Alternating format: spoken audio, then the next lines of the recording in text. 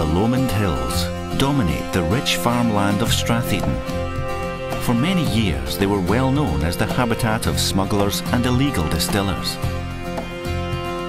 On a little tributary of the River Eden, near the small market town of Auchtermuchty, is situated the Lover's Pool. The water here is extremely soft, with a distinct earthy and salty edge to it. In 1829, Alexander Bonthron diverted this water from the Lover's Pool by carving a channel through solid rock and leading the water supply to his new distillery in the centre of town. 3,000 cartloads of rock were blasted and hewn out and then used to construct the walls of the lade.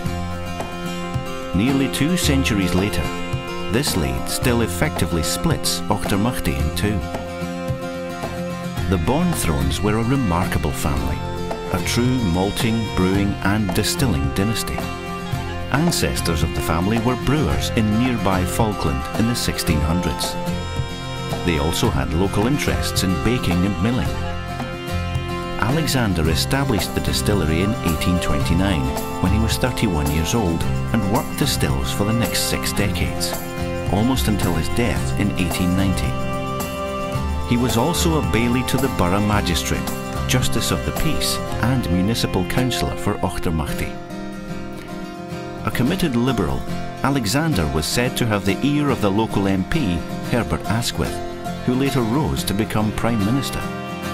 His younger brother John was described as a pioneer of the malt trade and was the first commercial maltster in Scotland.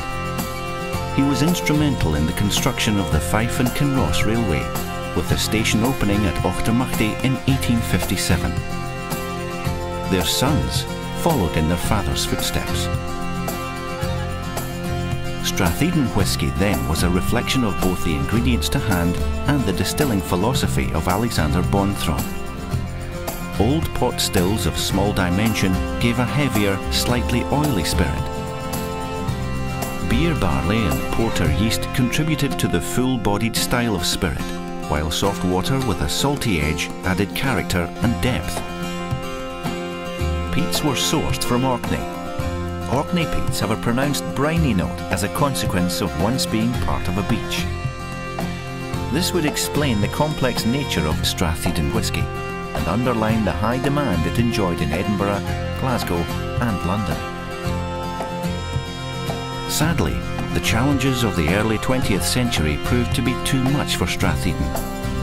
Powered only by 3 water wheels, with its buildings spread throughout the town, the quaint distillery in Auchtermuchty was seen by the industry as an anachronism, too difficult to modernise in an era when the industry was evolving rapidly.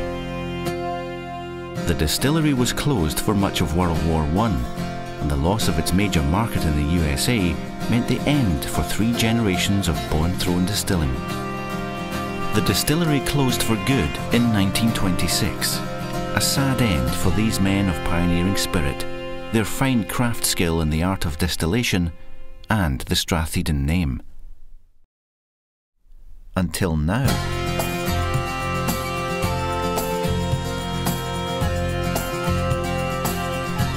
The Lost Distillery Company. Lost Whisky Brands, reinterpreted.